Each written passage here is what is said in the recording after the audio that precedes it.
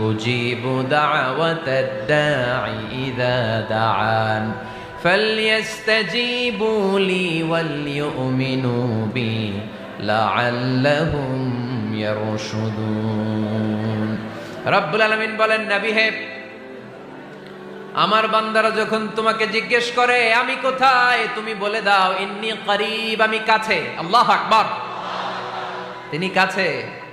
আল্লাহর হাবিব সাল্লাল্লাহু আলাইহি ওয়াসাল্লামকে আল্লাহ কমান্ড দিলেন, আপনি বলে দেন যখনই উম্মতেরা জিজ্ঞেস করবে আল্লাহ কোথায়, আমি কোথায়, আপনি বলে দেন ফাইন্নী করিব, আমি কাছে।